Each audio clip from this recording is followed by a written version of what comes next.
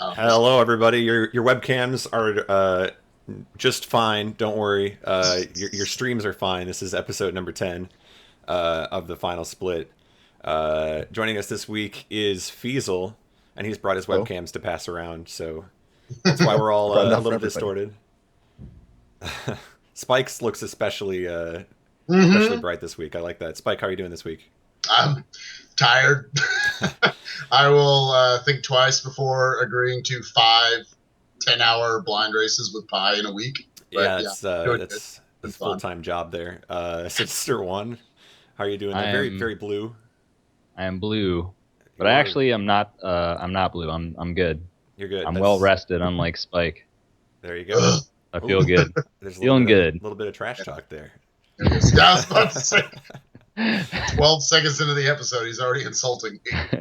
And I tried my best here, guys, but I was in charge of the colors on the webcams here. So if Feasel doesn't look the way that Feasel normally does, that's my bad. But It's close enough. close enough. That's good. You didn't Uh, get the signature Feasel right. yeah, Feasel, how have the you've been playing Dragon Warrior this week? How have the attempts been going? Oh, it's fine. It's just such a long game. There's so many, so much potential to make a mistake, and most of it is really simple. So your brain is kind of switched off, and then suddenly it's like, oh wait, I need to actually make a decision now. Hold on, and that's a little tough. But it's mostly just the great length of it. I think that makes it hard to stay focused and not screw up anything. Yeah, it seems like So a I endurance Right. I know you had test. talked about in the past. I know we're not in the interview segment, but I know you talked about in the past like you like shorter games to Yep. speedrun. So it kind of blew my mind when you picked up Final Fantasy. Yep. Is, is this the only game longer than Final Fantasy you've ever tried to speedrun? Oh yeah, sure. Yeah, Hmm. golly. Right. The next one's going to be even longer, I'm sure. But Oh no. no, not really. I don't think you can get much longer than this without switching to other consoles. Feasel is Yeah. building up his endurance. Eventually, he's going to be doing high score attempts on arcade games. There we go. Oh, Yeah, he's gonna wow. the 48-hour points marathons there. All right. Let's go ahead and get into the topics here. We'll save some of this for the interview because we're going to have a lot to talk Sure. about there, I'm sure. So let's go ahead and get to our topics of the week. We're going to press start on this show. And our first topic this week is kind of a big one. Team Ludendi is going to host speedruns at DreamHack this year. DreamHack, of course, being the largest digital gaming festival in the world. I typically think of it as kind of the world's biggest LAN. I guess I've always associated it with PC games. People bring their PCs, and it's just a giant room that everybody sits in and plays for a few days. But it's evolved much beyond that. What do you guys think about this as far as exposure for speedrunning is concerned? The coolest aspect of it to me is just the idea of putting speedrunning, like just dropping it in the middle of just gamers. It's cool when we go to the GDQs and like AGDQ, you saw you had this huge audience behind you. But the one thing that kind of takes away from it is that they're all speedrun savvy. They usually know something about the game they're watching. I kind of like to see, let's just drop, Donkey Kong Country, Super Metroid, something like that in the middle of a bunch of gamers who you look at something like League or Halo or one of these games, and you kind of have an idea. It's almost got this professional look to it, that's just kind of the image in your head. But like for these other games, these classic games you played, now you're watching them busted wide open and people playing them, people putting more time into them than you ever would have thought was possible. So I'd kind of like to see just how that works. Like if they're able to kind of attract a crowd of non-speedrunners to look at it. That's kind of what I'm looking for. Yeah, I'm wondering the same thing. If people that play all these PC games, it would kind of be like think about us watching them. We're Sure. not going to understand very well all the crazy tricks that they're doing unless we've played those games. So you got to wonder, is it going to be the same thing for them? Are they going to be like, what are these guys even doing? Well, first of all, they're playing a game from 1980 something. Um, so What a weirdo. but I really do hope it's a success. I think as long as the people there are open-minded and at least go check it out, then once they get into commentary and stuff, then they can kind of hear, okay, this is what's going on, and then hopefully that'll draw them in, and then there'll be more interest, and then as more people get interested, then hopefully they'll get a bit of a crowd. And I guess the question for me is, how big of a display is it going to end up being? Is there going to be a dedicated stream that DreamHack is kind of supporting with it? Is it going to be just like a booth somewhere?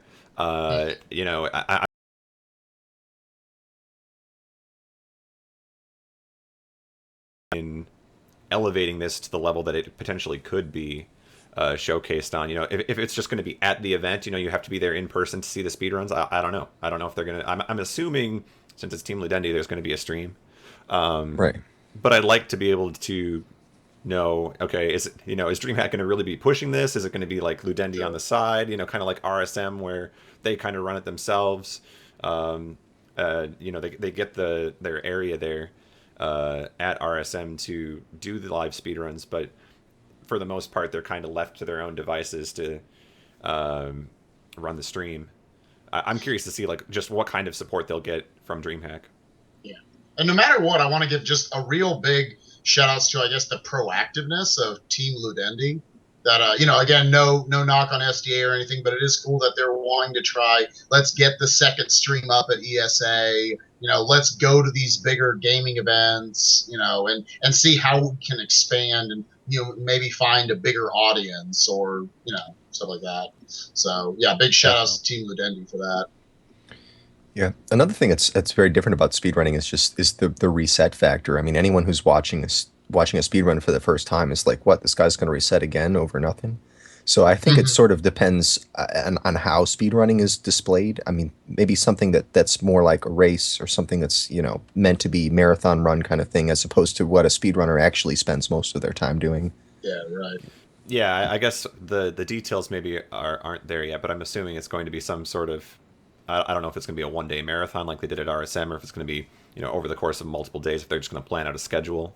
But I would assume it's going to be something similar to a mini marathon. So anyway, it's exciting news. I think it's got potential Sinister one. I would hope that there's at least one race there because, since these are mostly PC players, they play competitive type stuff.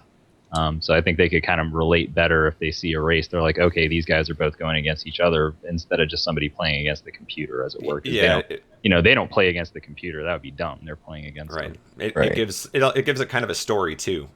It's this person versus this person. It kind of gives you someone to root for, someone to root against. Absolutely. Out of curiosity, have they tried to put together a games list or anything? Like, do we know if the Dexters and the Bad Breaks are going to be able to make it to this, or I haven't looked into it yet, but that's that's something good to look at. I'm going to check the forums after the show and find out because I'd like to know. Yeah, I mean, it seems to me like some of the people who have expressed interest in going are some of the same faces that you've seen, going to RSM, for instance. So it should be some big names from the European scene, especially. So I'm looking forward to it. I'm sure there'll be a lot more details in the future. And yeah, I think it's an awesome step. So we'll look forward to more information on that. But for now, let's go ahead and move on. Guys, we have a little bit of a different clippy clip for you this week. It's not so much a video clip, but it is a clip from a spreadsheet here, which is pretty interesting. MSDS is a Super Metroid runner and has been for a long time. And just this week on Twitter, he released a stats sheet that I'm going to display on the stream for you now. This is the complete compiled statistics for every Friday night Super Metroid race that's happened on SRL. So this has been a weekly event for 2 years now. 110 races in total. And this is the complete stat sheet. It's got over 200 entrants on it with their complete stats, as well as number of races they've entered, first, second, and third places, their quit rate, which is always interesting. I look at myself and I see 51% quit rate, and I think, I'd be disappointed, but it's Super Metroid. Like that's what I'm used to. But I think this is really cool. What do you guys think? Definitely, yeah. I'm wondering how he even did this. Like he can't have just been keeping track of this every week himself. There must be something on the back end going on. But I'm definitely a stat geek. I love statistics, so seeing something like this is pretty cool. I don't know if he was just keeping it for himself or like other people knew about this and he finally just released it to the masses or what. But I think you could probably get all this information from the site, right? from There's just bot. SRL itself. Yeah, my guess is that he kind of Either did some way, data yeah, mining there. he had to do some digging to get all of these. Yeah, I know Sinister already said it. You and I being kind of bigger sports fans, and we're probably a lot of us here actually. We love statistics, and this is something that now that he has done it, I'd like to see more communities try this. Like almost, again, not to knock anything down, but we never did get our season 2 of SRL. Can you almost kind of make one yourself if you're a community? If I'm in the, I don't know, the Donkey Kong Country Tropical Freeze community, and we all want to have our weekly race, we can start compiling these statistics and say, hey, you know what? At the end of 3 months, let's see who's built up enough points by our own kind of scoring system, and Yeah. do something fun with it. I mean, it kind of creates that fantasy sports element without. I mean, there's no way to pick your player or anything there, I guess. But it's just really cool to see. You really have, if you've been playing in these weekly races over the past 2 years, you've kind of built up a history. And whether it's left in your comments at the end of the race or your times or whether you finished or not, it's really cool to kind of go through this and see some of the names too, that you remember racing with them, but you haven't seen them in a long time. It's kind of cool just to go back and see some of that. But yeah, there's a lot of interesting information there. I think Ocarina of Time has a stats sheet that's very similar for the Saturday night bingos, but I think that was a while ago, so I'm not sure if that's up to date. Now that I hate to go off on this, but there's the very real possibility you could do SRL fantasy. I'm just saying. Right. If you can compile enough weekly races, you can make your team. There you go. Who's your first pick? First pick in Super Metroid. Lucky.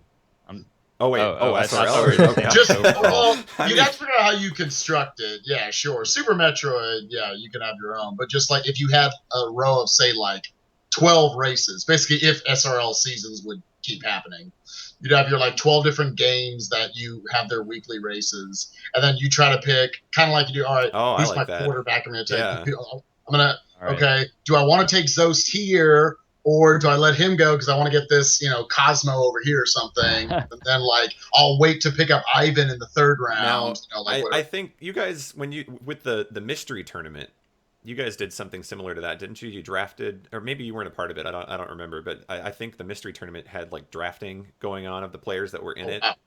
They were trying to pick who was going to make it the furthest in the blind race tournament. So I mean, it's certainly been done or attempted. But yeah, I think this is really interesting stuff. You guys should check out the spreadsheet there. The link is in the bottom there, so go ahead and check that out. How many have there been? I see 87 is the biggest number here. How many races total? Yeah, how many I SM?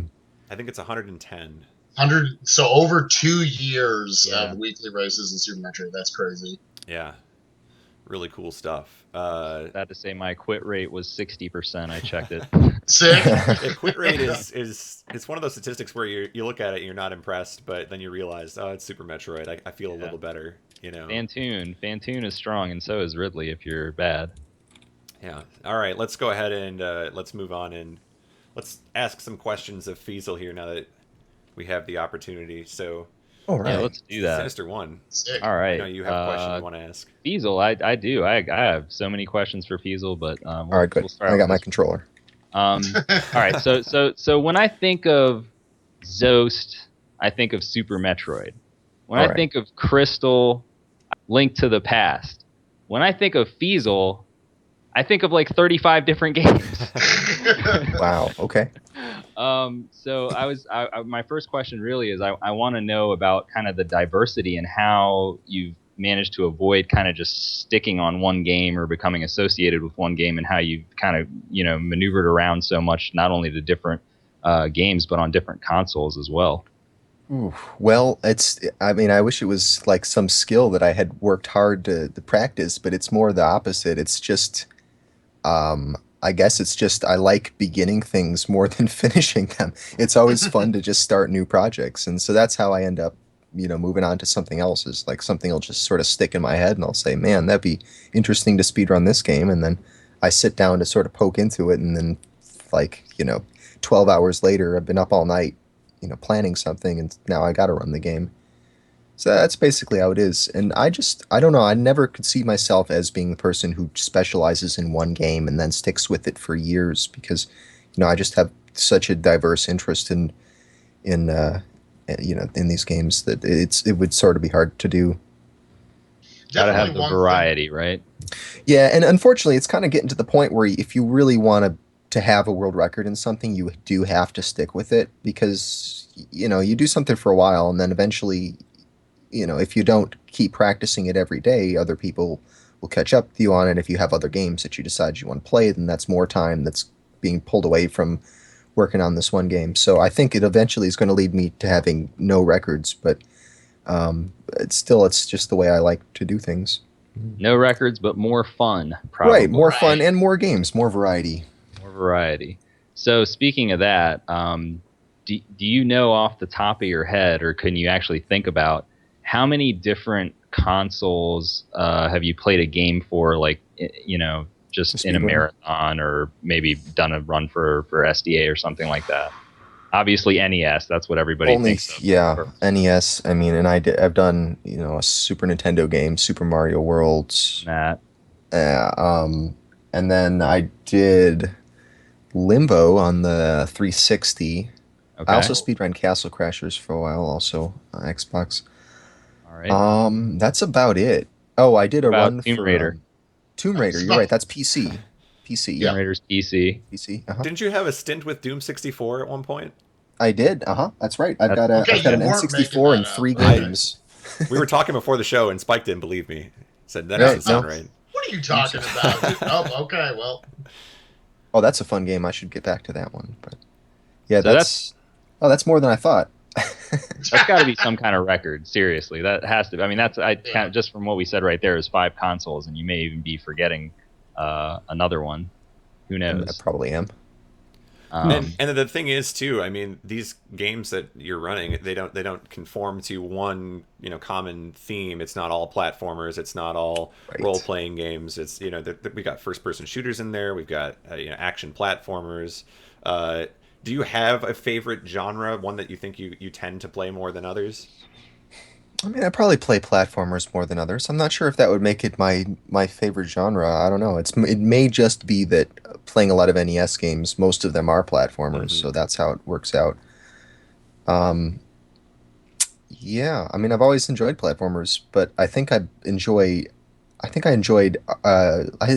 games that are RPGs that are mixed with other things, like a pure JRPG, I guess, sort of like Final Fantasy or Dragon Warrior is a little bit on the extreme as far as like all planning and very little like reflexes. But yeah, a good mixture. Like Zelda 2 is a nice combination of having different items that you got to collect, and RPG type elements with the platforming, and Legacy of the Wizard, another good one. But I guess those sort of things that fall in the middle I like most. But really, anything's fair game. I enjoyed getting a speed run done more than I enjoy whatever game it is in particular, really. And I've seen you at a few marathons, kind of going through other games, just in the practice room, looking for potential speedruns. Do you do that as the way to find a new game? Do you just find inspiration from playing a game for 10 minutes and then saying, hey, this is really interesting? Or do you kind of plan ahead of, do you have a list of games, I want to get to this game eventually? I do. I make a lot of lists, and often at the GDQs, when I'm wondering about what should I work on next, I just get a lot of people's opinions. I mean, sometimes I try the game out, but mostly there's just too many games to try all of them and really play them on enough to actually get a sense of what they'll be like. Usually, my first playthrough of a game is not a good indication at all of what the speedrun would be like, so I tend to do more watching other people's runs than I do playing. I don't do a lot of like playing a game to test if I want to run it, really. Sure. And speaking of that, we actually did that exact process for the run that we're going to be doing at SGDQ, which is Chippendale's Rescue Rangers 2, because we actually had several other co-op games that were candidates, and they slowly got eliminated one by one. But Feasel had made a list kind of and said, okay, we can do this one, we can do that one. So Right. And a lot of times it's a matter of getting the opinions of people who have worked on the games because you have no idea when you're just starting out the game what it's going to actually be like to speedrun it. I mean, you watching the run tells you a few things, but it doesn't tell you where the really frustrating parts, where am I going to be resetting, Sure. where does the RNG really going to kill me, where are the frame perfect tricks that I'll have to reset if I don't get it, that kind of Mm. thing. Right. I mean, I can be watching Donkey Kong Country 2 and thinking, hey, that game was a lot of fun, and then, hey, I might want to pick that up, but I'm not going to know all the frustrating reset points that Reflected knows until I get into it. So yeah, that makes sense. I have a question for you because you have run a lot of different games. Is there a favorite run that you've done, and then is there a run that you can't understand why you ran that game? Like I have looking some back. regrets. Yeah. Do Oof. you have a favorite? Do you have a regret? The like half the games fall into the latter category there. Um, I should favorite never games that I speed run. game. Oh gosh, I really like. I still really like my Adventures of Lolo run. It was one of the first ones I did, but just looking back, it's one of those things that I would like. I'm glad that I don't have to do that game again now because it was just so grueling. Because it's a game where you like one little mistake and you've screwed up everything. You get the patterns all screwed up on the enemies, and you got to either improvise or restart, and it's just like you have to keep hitting this 8 frame window, which isn't bad to hit 8 frame window. It's just you got to do it 3,000 times during the run with Yeah. no breaks in between and no time to blink your eyes. It's really like a frustratingly like intense speed run. You have to takes all your attention to do that game. So I was really proud of it when I actually got a solid run of that. Things that were fun, I enjoyed running Gauntlet, despite the fact that now, like, since I've forgotten where this place is you're supposed to use all the bombs, it's hard for me to get through it. But I remember that one being a really enjoyable run. Like every time I reset, I wasn't like pissed off that I had to start at the beginning or anything. It was, Hmm. it was fun. And you, Stuff that I don't know why I ran, I guess Hide Glide. I was going to ask you what your thoughts on Highlight were. I wanted to Ah, know. It had to come up sometime. Yeah. man, it's sort of, I guess it's like you run into some weird kinky porn and you're just like, oh, this is so nasty. Oh, I kind of like it though. Oh, weird. That's what it was with Highlight. I mean, I don't know. I don't know. It was this. It was you saw the accident, life is flashing before your eyes, but you can't look away, kind of thing. Like you're ready to face it as the car hits the wall. Right. Behind closed doors, I will come back to this. Right. I was like, oh, I don't want my friends to know I'm playing Highlight. Oh, but I can't get enough of it. Wow. Mm, right. Nice. Yeah, but no, it was definitely perverse fascination that got me into Highlight. Like it was at the same SGDQ we were playing the Ninja Gaiden, so I guess that was 2012, and I was just thinking, what's the most random game I could play, and I just like loaded that one up on emulator, and I was like, oh, this is terrible, but I don't understand what's going on. So then I had to like look up, what does this stuff mean, and then I was like, oh man, this definitely needs a speed run. Let's Yeah, go. because Highlight's a game that doesn't really give the player a lot of information, right? You No, just kind of have yeah, to you know with what's you would going have on. no chance of beating it. Don't blind that game. You have no chance of beating it if you don't have the FAQ or anything to tell you like how to get the third fairy. Like it's one of those things you would never figure out. Even if you figured out that you're supposed to talk to all the trees in the game until you find the ones that give you the other fairies, you'd never figure out the third fairy. To have to hit two wizards on the same horizontal with a spell that you don't get until later in the game. It's like you would never do it. So there you go, Spike. If you guys don't finish Ocarina of Time Yeah. Now we in know. your blind race, you've got the You got your tiebreaker. blind- you We got the your blind race. tiebreaker. It's Highlight. But I've already got the inside info right here from Feasel. Yeah.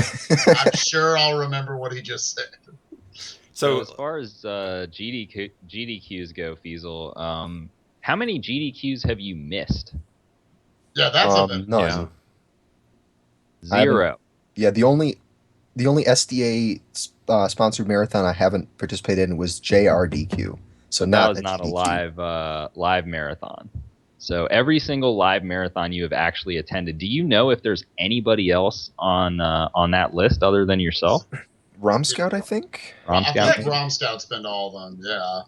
Even Mike hasn't been to all of No. them. He missed Yeah. the first SGDQ.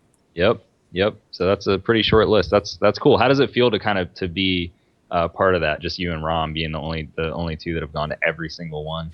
Well, I feel like I can't miss any now because then it'll really be a Yeah. big thing. Rom will At take the least top let spot. Rom miss first. You Yeah. need to hold the record, right? It's like the most What's your consecutive favorite? starts for like a quarterback. You got to, Yeah. you got to keep it going. Spike.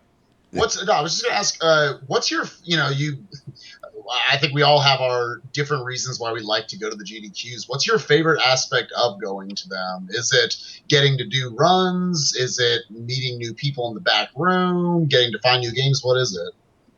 It's definitely the stuff that happens in the practice rooms and things. Like I always I'm just fascinated with it because it's the closest thing we have to a speedrunning conference. Like if you're going to go to a place and share your ideas on things and get a bunch of ideas for what to work on next, that's like absolutely the best way to do it. Yeah, the very first AGDQ that I went to, when we finally actually had the space to do all that, which wasn't available in Mike's basement for CGDQ. It was just amazing to just go around from TV to TV and just see what everyone was doing, and I really felt like it was like a little lesson in all these different things. Seeing Yeah. these people who are masters at these games finding ways to break it, and I like seeing people get together and trying to find glitches. Like that's when me and Heidman and a few other people were like trying to look for sequence breaks in Limbo. There was just a bunch of it's a bunch of people playing various games, and all of them are savvy to speedrunning stuff. So it's like the only place in the world you're going to find that. Do you have a favorite GDQ that you've been to? Yeah, not really. Actually, they were all unique in their own way. I wouldn't say there's any that I enjoyed more than others.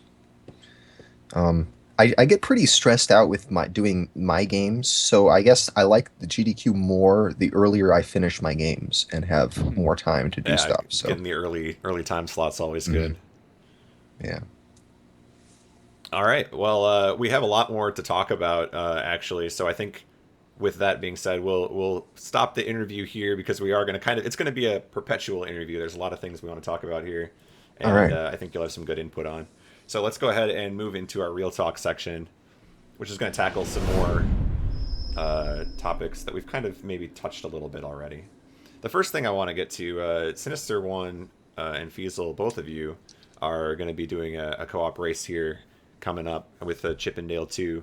So what does it take to prepare for a co-op speedrun that maybe doesn't occur when you're trying to learn a game on your own?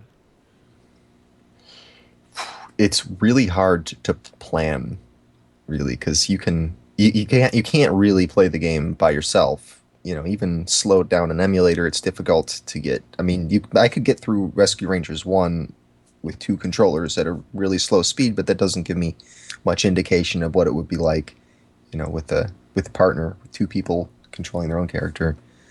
So it's a lot of will this work? I guess we won't know until we get a chance to try it out. And we're sort of in a position where we can't really practice together all the time, which I think most co-op speedrunners do a lot better when they can practice with each other on a regular basis. There aren't a lot of speedruns that you can just show up to a GDQ and start practicing and be ready for your run.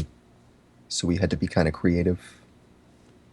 Yeah, I think we're about 5 hours apart, so we don't get to practice all the time. But Feasel did come up with some innovative tech, since the games that we've been playing are too slow for net play.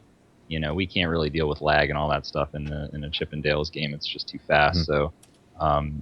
So Feasel created these Lua scripts, which basically allowed us to play our side of the co-op, and the Lua script would handle the other player's side. So Feasel can explain it better than I can, though. Right. Well, yeah, the idea is basically to give yourself like an AI partner that does what your partner would do, and you just practice your part of it. But it's a rather complicated thing, and it doesn't work perfectly, but it worked well enough for us for AGDQ. Yeah, the idea is it you worked basically great. Yeah, it worked well for that. It's the idea is you start with a 2-player task of the game. You just make an emulator recording 2 players, and I did that, by using Frame Advance with my 2 controllers. So I made that myself. Although this time around for Rescue Rangers 2, Sinister and I made it together because we worked on it while I was at his place. But basically, what the script does is it just takes the input from one player and plays it back while the other player is playing for real. And the tricky part is the lag, because any amount of lag will cause it to desync. So you have to figure out where the frames of lag are, and you've got to, I tag them in the movie file. Like I mark which lines, which frames are the thing's experiencing lag. So then when you go to play it back, it doesn't draw from the input file when it's in the middle of a lag frame. That way you can have a variable number of lag frames and it won't throw things off. There are still a bunch of things you have to avoid, because if you start getting this too far apart from each other and the screen scrolling gets messed up, then enemies will spawn differently. There's still a bunch of like things that cause problems, but it's for practice purposes, especially if you're only doing little segments at a time. It works out really well. Yeah, I mean, we had basically, Feasel gave that to me, and then we had both been practicing separately. And then when we finally did practice together the first time, it was easy. It was like, hey, we're playing like we've been playing co-op this whole time. Right. It actually became easier than practicing solo, because you had a partner that was able to adapt a little bit. Whereas when you're just playing the script, it doesn't adapt. So if you Yeah. you screw something up, forget Right. it, try again. But So at least then the first time you guys meet in person, you're both ready to go. You've got your half of it prepared, and there's no surprises. I guess it's just kind of getting used to how each other plays. Well, I wouldn't say Right. there's no surprises, but it's definitely way easier than if we're just starting from ground zero. And then, I mean, of course, the other thing is that, you do have to practice at the marathon itself. You do have to put in a good amount of time, which we did at AGDQ and probably will do at SGDQ also. Mm-hmm. Yeah, I want to ask a little bit more about that actually, because the Chippendale race at HDQ. If you guys haven't had a chance to watch it, if you're viewing this right now, you guys should go check that race, because it was pretty exciting. Just those days leading up to it, when you're at the marathon, what was kind of going through, your heads? What was the, if you guys were huddled up, on the football field, what's the discussion that's going on? Were you nervous about certain things? What wasn't quite working? What was working? Do you want to go first there?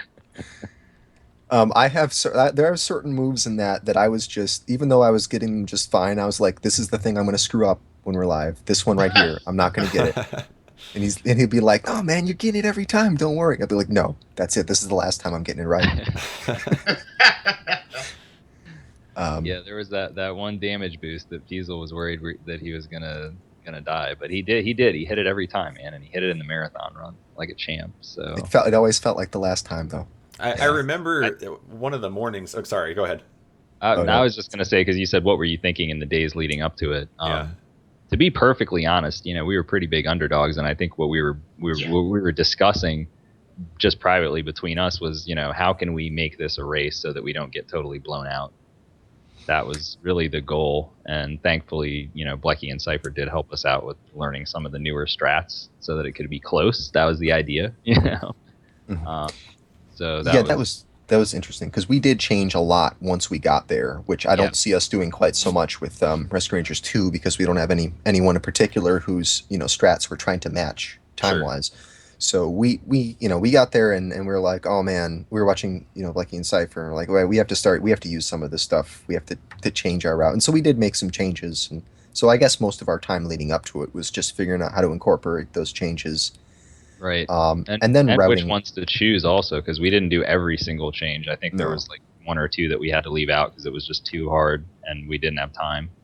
Yeah, risk was a big factor, because like we especially when you're playing against someone else, you don't want to get completely crushed. You want it to at least be close, even if you mess some things up. So we didn't really want to do anything that was going to cause us to have to repeat a level or cause our lives to get screwed up. So like it was really important that we manage, the 1-ups that we get, who gets what 1-ups, what we have at the time, because the ballooning, the death, whatever you call it, death shortcuts, were critical to our strategy, and we would have to like make up all new stuff if we couldn't, die in balloon in certain areas, and we didn't want to have to wing it. Yeah, and it changes your, there's an actual route for getting the flowers, which give you 1-ups as well. We had to make like a spreadsheet to kind of track our flower route. How many you have to get this many in this stage, and no more and no less. It was really precise. So. But yeah, thank God we're not racing anybody this time. So I think, we don't have like this high pressure of like, we just have to grind practice the entire time we're at SGDQ. I think we can actually have some some fun. That being said, okay, I know you guys are, we're just happy, we just don't want to get blown out, all this stuff. But that being said, both the beginning of the process and the end of the process, no offense to either one of you, I have respect for both of you as speedrunners, but we've always known Cypher and Blecky as the speedrunning co-op combo. Oh, sure. Was there a part of you guys that said we want to go beat Cypher and Blecky? Like, we want to challenge that?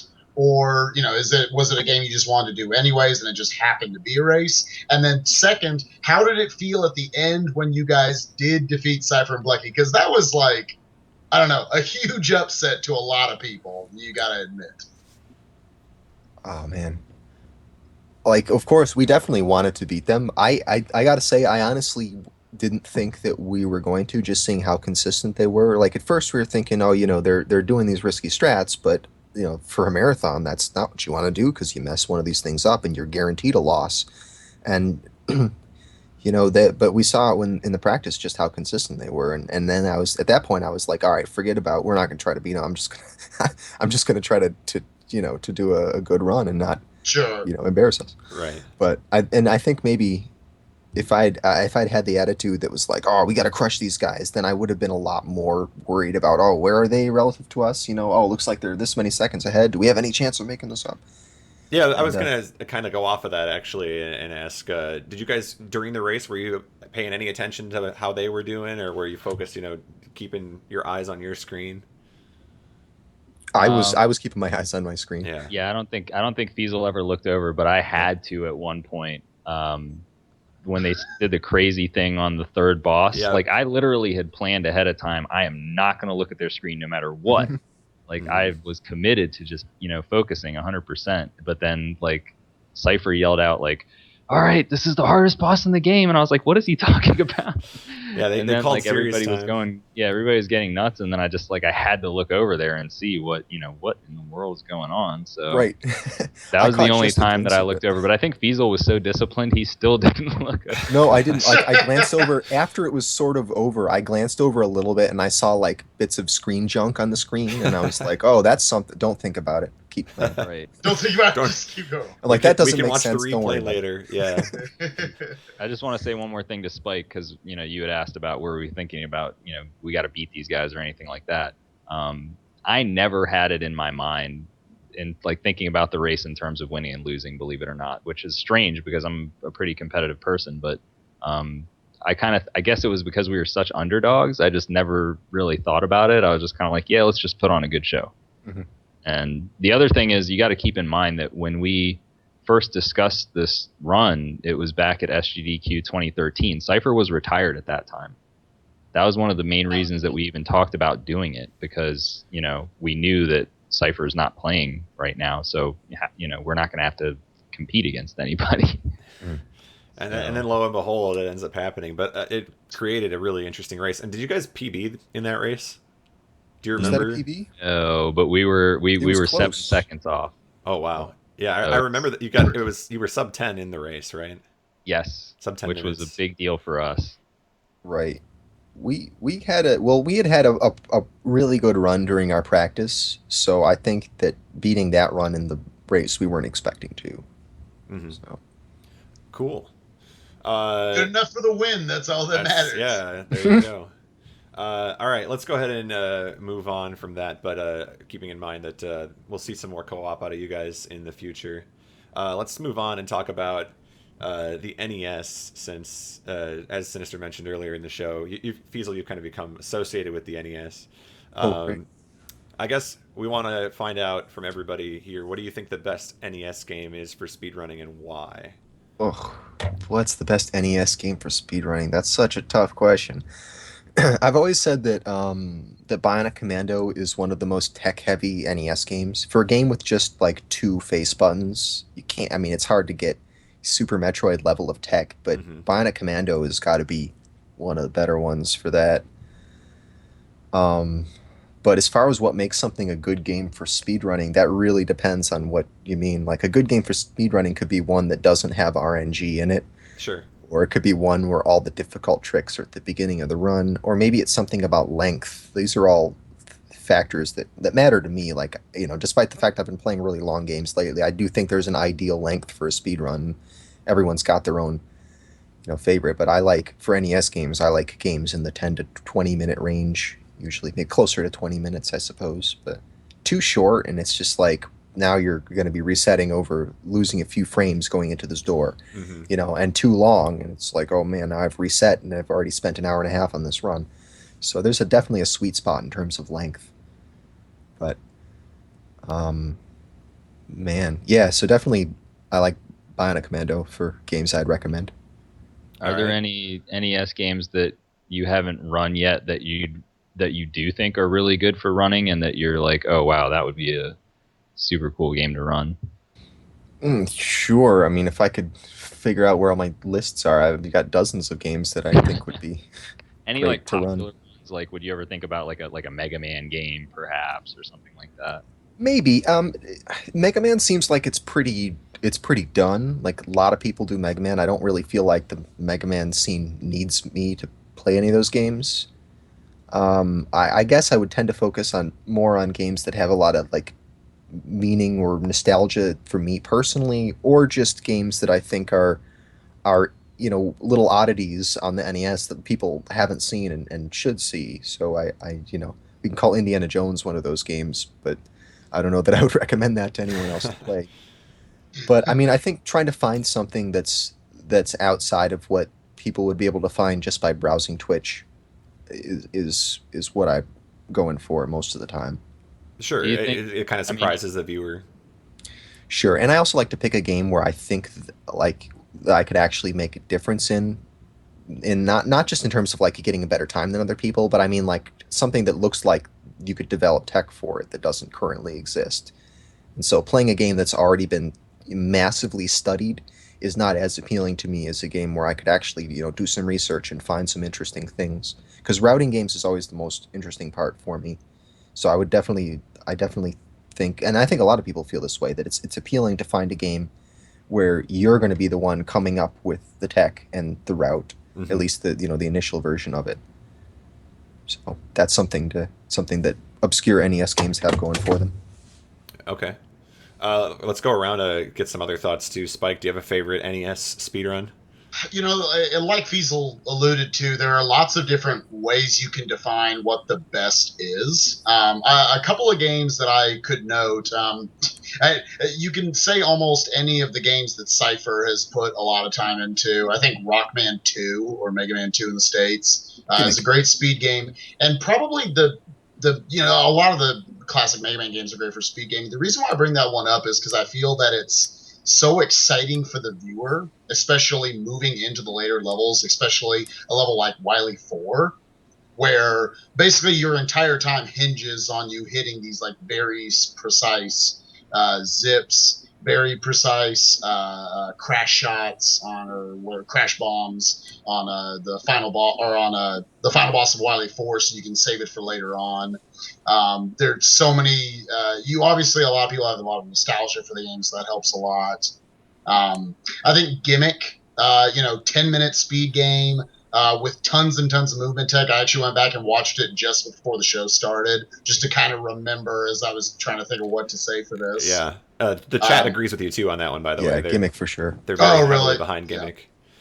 Especially anything that Funk Doc is going to say is the hardest NES speed game. I think that helps out a lot. And the other one I'd like to especially note that Cypher hasn't really messed with. I love Super Mario Brothers 3. I was Um, waiting for someone to say that. Yeah. What do you think about Yeah, that? yeah. Spike I basically stole every game that I was gonna say, so I'm That's- really reworking my list right now. That's good. dang Yeah. it. My bad. No, I love Mario 3. I've loved watching people like Karua, obviously even recently guys like Duckfist playing the game. I love how fast the levels are. Yeah. Like Feasel said earlier when he was talking about kind of, I guess, something more complex than just like a straightforward platformer. Like if you're doing a Mhm. warpless category of Mario 3, you have to also consider yourself like, okay, when am I going to get certain items? How am I going to kind of route that out as I go through? And sometimes, like, I'm not 100% sure, but I would assume there's some RNG in what items will get dropped. How does that change what levels I'm going to use it for It's later on? it's a very reactionary run because you have to what happens if I run into this hammer brother? What happens if I don't? You got to be ready for Exactly. kind of some of the reactions. I kind of I think this question is maybe a little loaded, but I think it depends on which side you're looking at. Like if you're looking at it from a runner's perspective, the best NES game is going to be different than what the viewers might like too. Sinister One, do you have aside from the ones that Spike stole, do you have a favorite? Yeah, aside from those, there's the obvious. I think, Mike Tyson's Punch-Out is the best NES speedrun that nobody actually plays. For a long time, I was the only person that ever played it at all until Zallard came along. But, that's a tech-heavy game that there's been a lot of developments in. There's a lot of intense moments throughout the run. There's a lot of luck factors. There's a lot of difficulty. So that's a really good one, I feel like.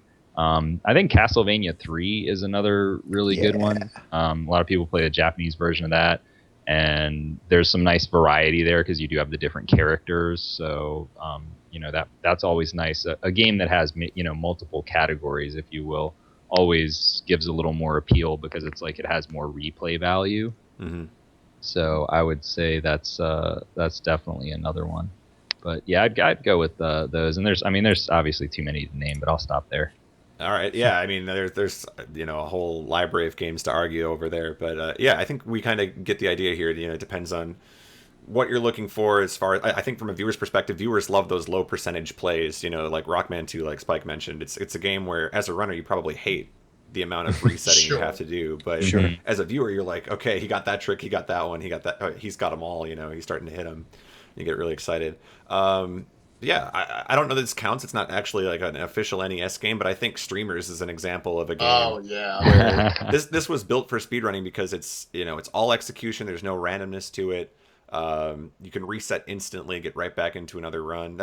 It's borrowing from that Bionic Commando style too. So I don't know. Maybe it's just you got to make your game in the style of Bionic Commando. You got to have a grappling hook. Yeah, exactly. Right, you got to have a grappling hook that you can go diagonal with. Exactly. I love one quick thing about Streamers. I love how accurate the timer is, the in-game timer. Yeah. Like, just that's one other thing that assists. I love modern speed games like Tropical Freeze that have implemented, or Mega Man 9 and 10, they have these timers with them that sort of encourages speed running. So, yeah, shouts to Streamers. All right, let's move on, guys. Our next topic here is SDA now hosts verified runs of 1,000 different games, crossing the 4 digits here. 1,000 different games. Feasel, what percentage of those games are yours? I don't know. What percent of them are NES games? There you go. Is NES still the biggest, besides PC, is it still the biggest category, or did PlayStation overtake it? Oh, that's a good question. That's a good question. I don't know. I'd have to check the numbers for It was that. NES for a while, and then PlayStation almost had it beat, but I don't know if that's changed. I know, but NES, PC is definitely the biggest one, but that spans like decades worth of PC games, so that kind of doesn't count. NES is sitting at 131 unique titles on SDA.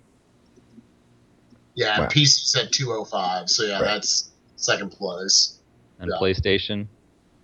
PlayStation's probably in the 70 mark. Yeah, what was it? I actually had the page open.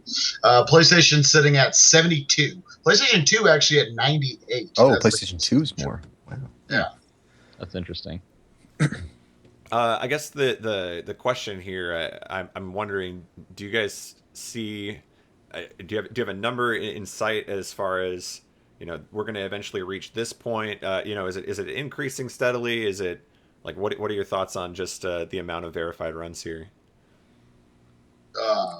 It's insane. I definitely think you're going to see more of an increase in the future. I mean, a lot of it obviously depends on how does SDA move forward in the future themselves.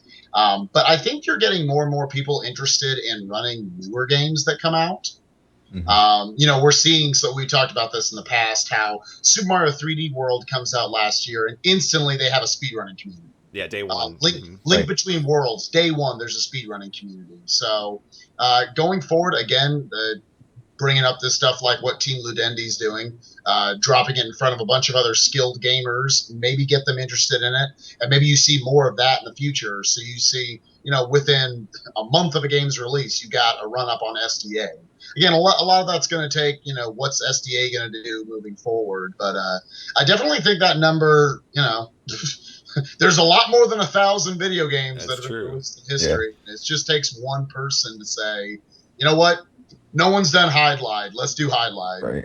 So, yeah. Yeah, for a while I was thinking, oh man, it's going to be tough to get records like 5 years from now or something. It's going to be pretty difficult. But like really the rate at which games are being released far exceeds the rate at which people are picking them up, I think. So I don't think that we're going to be, running out of things. I think if anything, it's going to be increasingly the number of runs that we have on SDA, especially with SDA just gaining so much exposure through the marathons. I mean, that's got to be much of what's pushed them up above the 1,000 mark right now, and the faster turnaround on verifications, just like a bunch of factors. Yeah, I'd like to give Go ahead. I think it's going to keep increasing. There's actually a thread on SDA that it's like a thread of just runs that people would like to see, and there's just like hundreds and hundreds of games in that thread that people just want to see speed runs of. So that those are going to get knocked out slowly, and I think also it's been made easier to submit games now. I know that was kind of a barrier for a while for some people. They're like, oh, the submission process, it's hard, it's daunting. Now it's like super easy.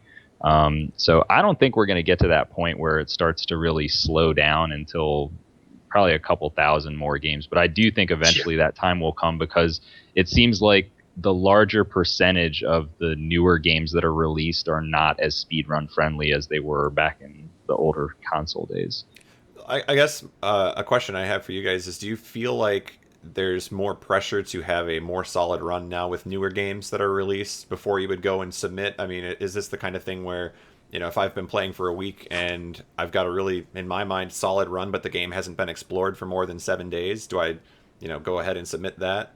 Or, is it a waiting game? Maybe you have to be a little patient before you decide. It's you know what? That happens with games all the time, even if whether they're new or not, because it's like certain games, there's just always new stuff being found. So people are just like in fear of submitting because they know that next week some thing that saves a minute and a half is going to be found. So they're like, I can't submit. It's like they're paralyzed, which it's silly. I mean, the runs and the records are made to be broken. So it's like, if you have the time and you're happy with a run that you did, what's the harm in submitting it, as long as you're happy with it? But I said, as much as you want to criticize SDA for its submission process and everything, it's the runners themselves that need to man up and just say, I'm going to get a run up there. If you're not happy with that, 5-hour run that's up there when you can make a 4-hour run per se, with all this new tech and everything, but you're worried that someone's going to come along and make a 3:45, just submit your run. I don't think it's SDA's fault. SDA wants to move forward. They've said we're not a world record website. That's not what we're trying to be. We're trying to give you unique, high quality speedruns of literally over 1,000 different unique games right now. Right, and I guess it's not necessarily that the best player needs to be the one that submits the run. I mean, if it's if nobody's doing it, but you're a runner of the game, you're very good at it, you don't have to be the best to be the one that steps up and says, hey, this is a game that needs an update. Yeah, it's difficult opening yourself up to criticism, though, and verifiers are definitely really critical, even on runs that get accepted. Like, it's so easy to criticize something that someone else has done that people just can't help themselves. I mean, I'm guilty of it too, just to like nitpick the heck out of games that I'm reviewing, and then be like, well, after having said all that, the run's fine, accept it. Sure. So I could see like needing to be kind of thick-skinned about it. And, you got to understand that people are going to criticize. You are going to make mistakes, but that doesn't mean that the run shouldn't be seen. So, just go for it. All right. No doubt. Guys, let's go ahead and move on here. We're going to go out of bounds for just a second here. We kind of were wondering if Feasel being the second of the Sunday Sequence Break hosts on the show might lead us to an opportunity to discuss this. So we're kind of interested. The 100th episode of the Sunday Sequence Break coming up tomorrow night. That's, first of all, that's awesome. Yeah. It's a huge barrier for anything. Just making it to triple digits episodes. So that's really cool. We're on 10. We made it to 10, guys. So, We're done. yeah. We're on Hey, double Good night. digits. Good night. So in the top 10 episodes, right? Yeah. Yeah. Yeah. Well, let's go back and look at our best episodes. There we go. So I guess a question that we all kind of had for you was if you could maybe tell us some of the origin stories of the Sunday Sequence Break, how it came to be. Okay. Whole thing was the brainchild of Flicky. And this was at AGDQ. I can't remember which 2012. AGDQ. 12 would have been? 12? Or was it I 13? think so. No. I think 12 because it was there was CGDQ, then we had the next AGDQ, Yeah. but it wasn't that one, it was the next one. So it must have been 12, January of 2012. And Flicky approached me and PJ and said that, he wanted to do a show and he wanted to have, talking about a specific game, but talking about records. And that was basically about it. I mean, that's, I think, the extent to which the idea was developed at that point. But he just wanted to do that. And so we, I said, okay, fine, why not? And we did the first episode. And I don't remember who ran the broadcast for that, but it was pretty low tech. And I think it was on the second episode that we brought Duckfist in to be our technical director and handle that stuff, and that improved the show tremendously after that point. And then from there, like, I made a page on the SDA knowledge base to list what were the records that we talked about this week. I think like the first week we didn't even bother listing the records, and the second week we had like 6 submissions. And back then we weren't even doing submissions. It was just like what every week we'd be like, oh, what runs did we see this week that were interesting? Let's remember to mention these. Mm-hmm. It was actually a while before we started getting people sending things in, but man, I don't, like, it was so long ago it's hard to even remember, but it started out just as a fun little project, and people started to actually watch it and submit their records, and it grew from there. Did you think that there was any chance that you were going to get to episode 100, like when you guys first started out? Man, probably not. I mean, most things fall apart long before that, so I guess I didn't expect it, no. Now, with episode 100 here coming up, you guys are actually kind of doing a throwback, if I'm not mistaken. You're going back to episode 1? Yeah, we got Caleb coming on, and we invited Tiki. We're not sure if he's going to be able to make it or not, but hopefully he can. And we're going to talk about Mega Man X, just like on our first episode. And a lot has changed, obviously, so it's gonna be a little bit of an update, I suppose. Yeah, we haven't done a lot of... I don't know if we've done any game more than once on the show. I could be wrong. But I think it may be the first one we've done more than once, so it will definitely be focused on, like, how has this game changed over the last 2+ years. And there's going to be plenty to talk about, I'm sure, so that'll be interesting. TSSB has always been such a fun, I guess, podcast of sorts for many reasons. And maybe my favorite aspect is when runners come on and just have great histories of their speed game. I remember one of the original episodes, DKC2, was a lot of fun to watch, just fascinating, going into detail of how that game works and how it's broken. Another one of my favorite episodes is Fino giving the entire history of how Twilight Princess speedrunning came to be, how that any percent route came to, like, how it all sort of works. Do you have any favorite episodes or favorite games that you got to cover, like a game that maybe you didn't know a lot about, but then you were kind of fascinated with post-show? Well, man, I'd have to look at the I'm list. asking you through 100 episodes. Right, yeah, it's hard to... that's true of a lot of games. Like, I learned so much from that, and most of the games... anything that's not like an NES game that I've played, I'm basically learning something about, because my knowledge of speedrunning and games is so narrowly focused that most things are new to me when I see it. But jeez, I'm loading up our episode list. I'll give you a second. Well, here. I can give one while we're waiting. Go ahead. This may come as a shock to everyone, but Super Metroid. Yeah, that was cool. Yeah, it's a game I really like. but I remember when it came out, the members of the Super Metroid community were not as well known in the streaming community, and Garrison and MSDS came on the show. I can't believe this, but I had heard of neither of them at the time, and I remember immediately watching both of their streams as soon as after the episode, and they had very low viewership, which it was kind of what really got Super Metroid going in a lot of ways. I think just so many people saw it, and it really built interest, especially because they were kind of coming to this point where they were starting to challenge Hoda Ruby, which was like this legendary run that had lasted for so long, and it was really good timing. And the show itself was excellent because back in the day, you guys, I think, really spent a lot more time on the game of the week. So because there were less records, there wasn't like 17 pages of records that you had to deal with. So like game of the week, Super Metroid, obviously very, very tech heavy game, and there was a lot to talk about, and you guys had video clips and explanations and just all kinds of cool stuff.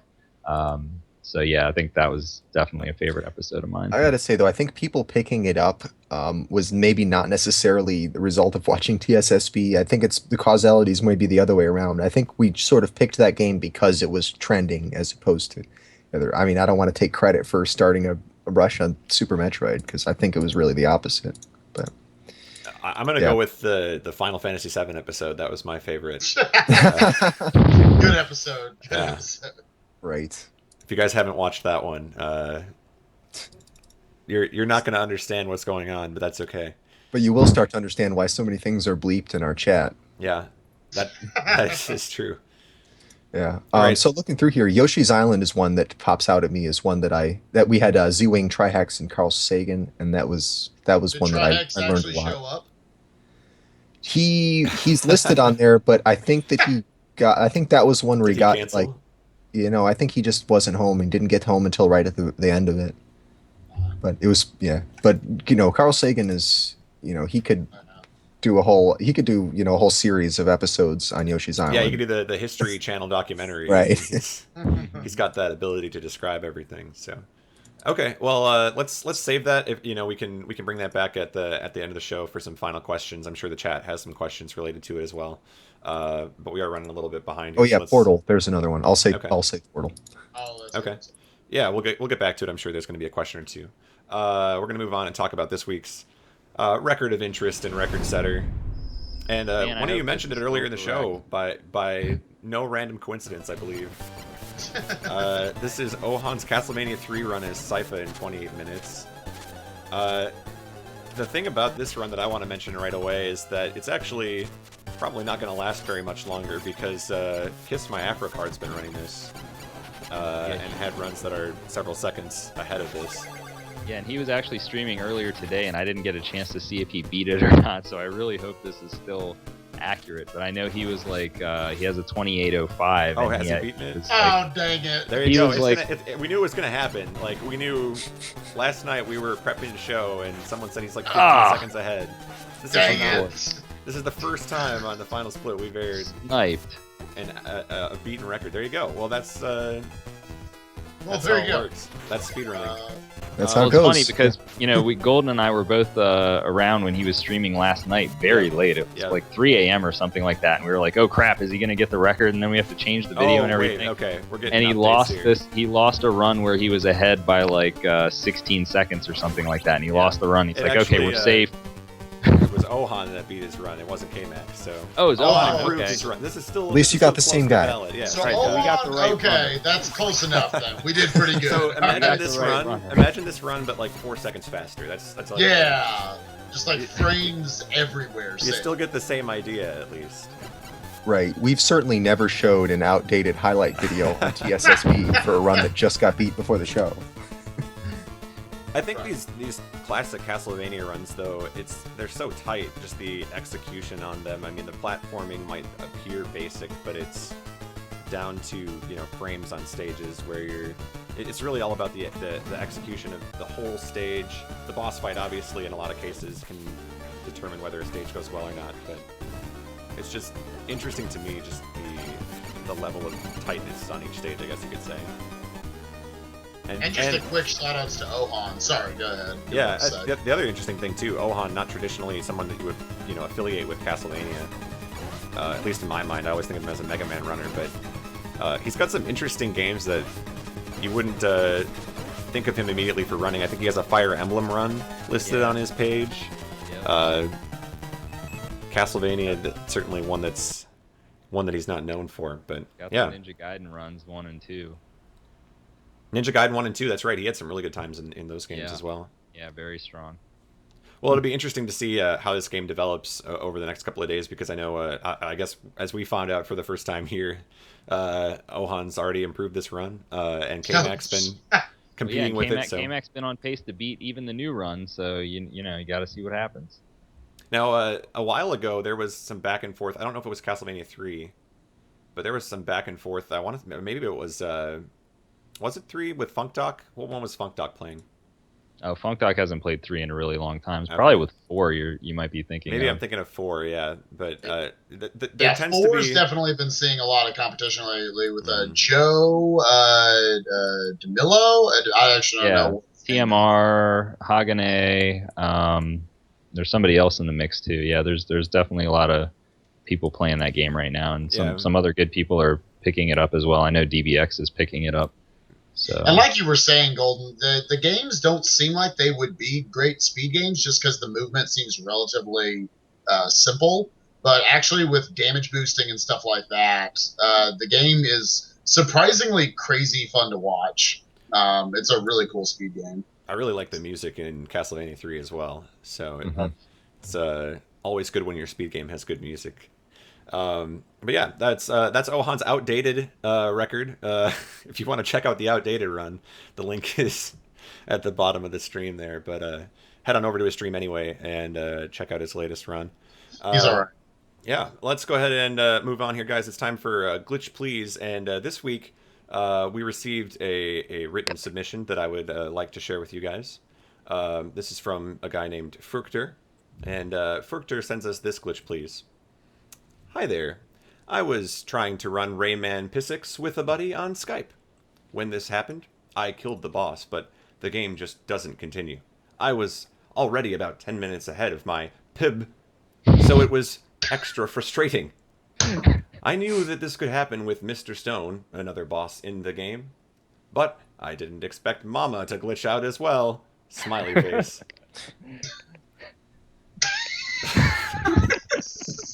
That's oh man. Fruchter, you forgot the essential piece.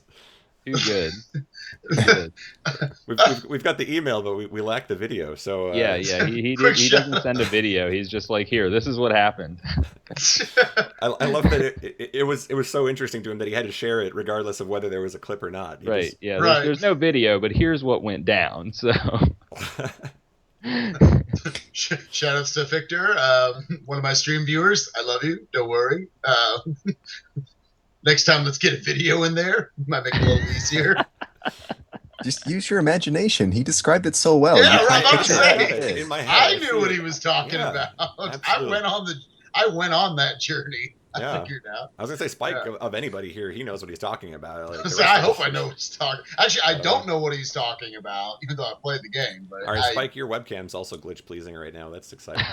But we actually do have a real glitch please for you guys this week with the video. So just a reminder, when you do submit these, if you can link us the video, that would be awesome. We have Adam AK here. Just take a listen here. He's trying to hit this guy off his motorcycle, but no, wow. you didn't. No, you Nice try, bitches, but that did not work. So he's driving right at that motorcycle, and somehow it lands. No, you didn't. Sick! It lands. There it is again. He's supposed to ram right into it, No, but you didn't. he is denied. There you go. If only real life worked like that. I don't know what brand of motorcycle that was, but I'm buying one of those. That's pretty sturdy. It's just 100% accurate physics. So. yeah. All right, guys. If you have a highlight, if it's a big play, if it's a blooper, or if it's just a piece of news you want us to talk about, look at this. I finally figured out which way to point. There it is. Send it to thefinalsplit@gmail.com. We'll be sure to try and include it on the show. And as always, be sure to describe what's going on in the clip. It helps us figure out what's going on if we're not familiar with it. And links to Twitch or YouTube will work for us. So There you go. Let's move on. Videos are much appreciated. Just Videos know are that. always appreciated. That's the important thing to take away here. We love emails too, though. If you want to just send us an email, let us know what happened. That's what I do. It's always good too. Let's move on, guys. It's time for Q&A with the chat. So if you have a question for Feasel or for all of us in general, now is the time to get that out there.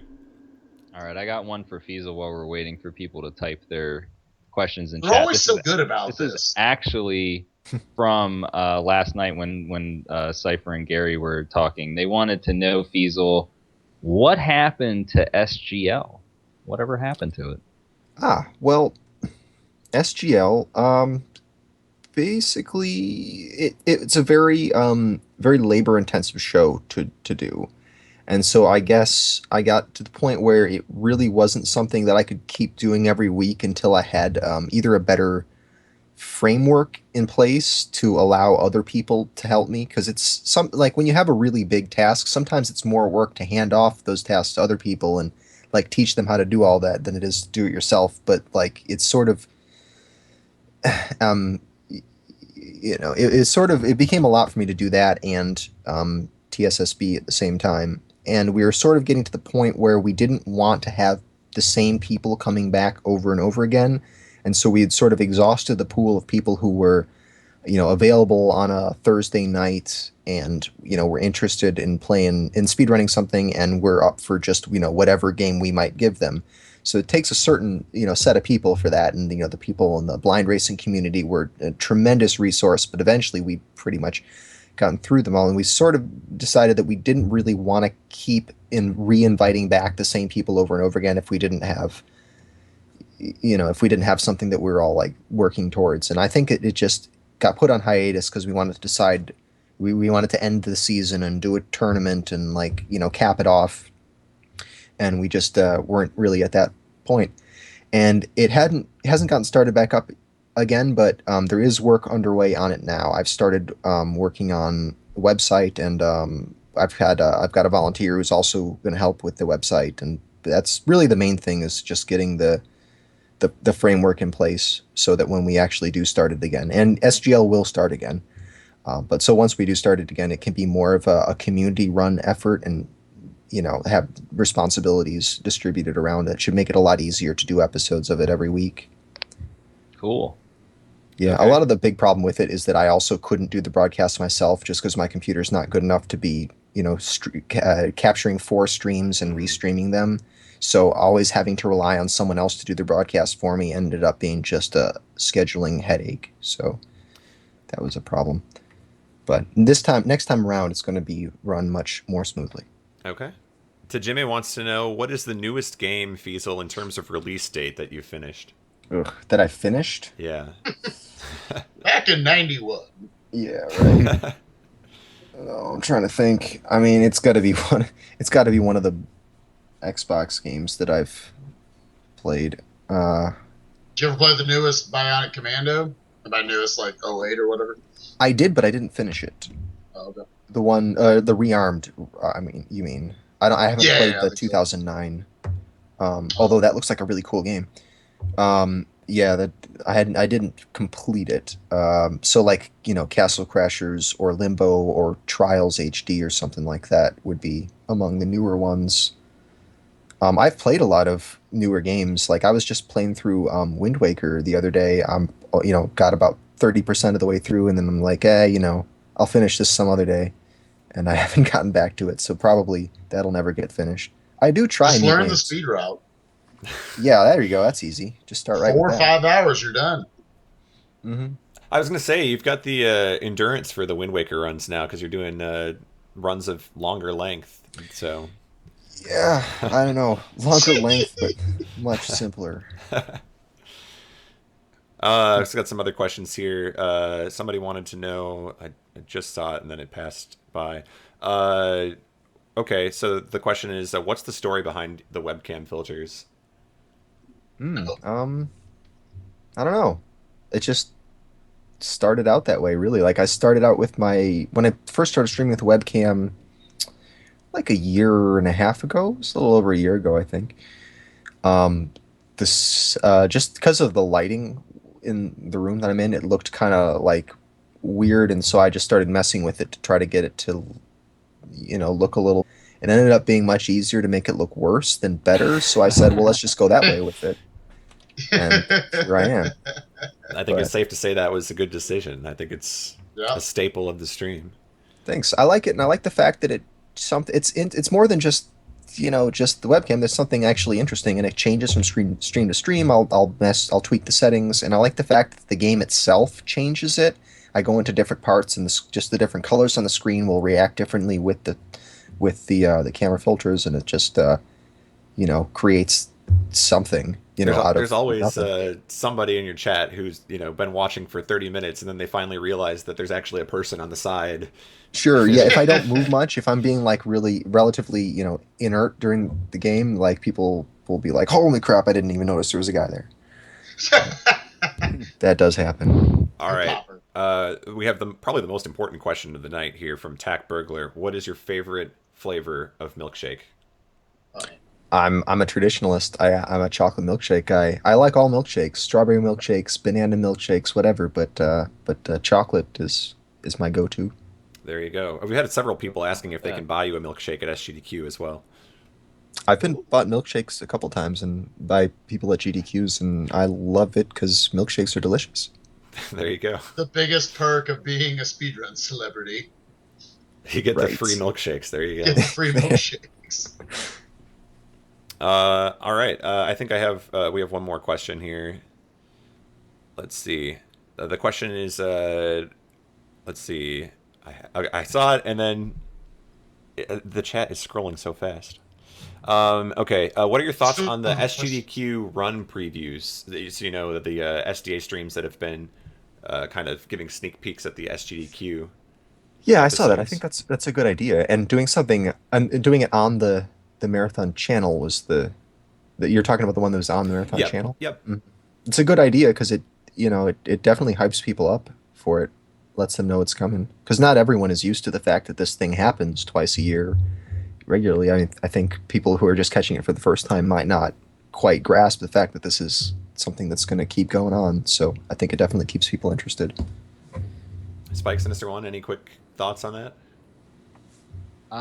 Yeah, I think it's definitely good. That channel was not really getting used for anything outside of the GDQs, and that's Yep. a great idea. That's like, hey, let's we got this great channel. Why don't we use it and drum up some publicity? Because that's been one of the things that has been pretty much agreed on by most people, is that we haven't done enough to kind of build hype for the marathons. So it's nice to see that that's happening. It's easy to forget about the GDQs that it's just this thing that happens twice a year, when a lot of things happen in 6 months, and people can kind of wander off and do other things and realize, oh wait, this channel, I can keep coming back to it. It's also nice to feel like, when I sub to Speed Demos Archive SDA, Mhm. that There's some persistence there. Yeah. Right. Exactly. It's used more than just once. right. It's just better sub for that next week in 6 months. So Okay. Well, on that note, guys, I think we're going to try to wrap up the show here. So it's time for the speech. speech. Since you said it so enthusiastically there, Spike, did you volunteer? Is that what's Oh. going on? Yep, that's what happened. I think that's that's why I what didn't happened. say anything this Yeah. time. Take it. Now I've learned. I just want I'm to just gonna leave the room. Just- for just- the next one. look at his webcam right now and tell me that he's not fit to do the speech. I think this is, if I've ever wanted to hear a speech from Spike, I want it with this face. Here's what I'm gonna say. It's gonna go off of what we were talking about earlier, but I recommend. I know a lot of you are young. You're in your youth, and it's just like, I'm invincible. I can do whatever I want. Don't become Neviates. Don't become I Ate Your Pie and stream 24 hours straight. If I saw someone earlier in the chat asking, do I want to participate in the Ocarina of Time race tomorrow with them? Don't. Value. We're going to your be up for time. way too many hours. We're going to skip over everything. And at the ripe old age of 26, I love my 8 hours of sleep. Just, if you ever have the opportunity to stay up all night and do a game that you have no knowledge of, don't.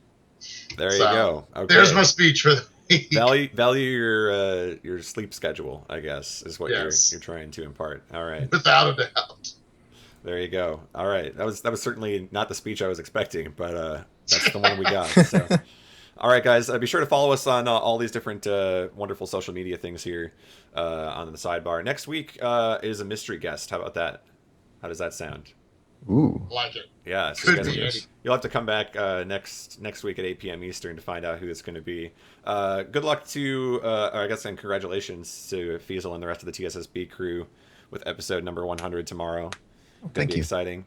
And thanks again for coming on the show. Good to have you. Sure, my pleasure. Send us another TSSB guest in the next few weeks here. We'll slowly acquire all four of Slowly you work for an through 'em all. episode. Yeah. All right.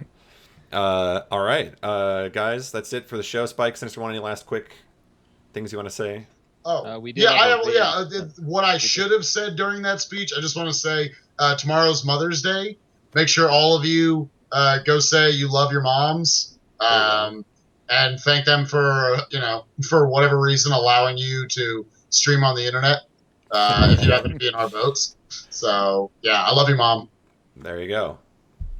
I'm sure you're listening right I'm now. sure she's watching. Yeah. Yeah. Let's not forget the raid target, Golden, that you had mentioned earlier. Yeah. So going on this weekend, I think it's still going on. I hope it is because this is the one I want to raid. The Bad Games Marathon. Is that still going on? I think it is. Twitch.tv/Bad Games Marathon. It is exactly what it sounds like. It is a speedrunning marathon of all bad games. They might even have Hide if you guys check. Ooh, let's hope.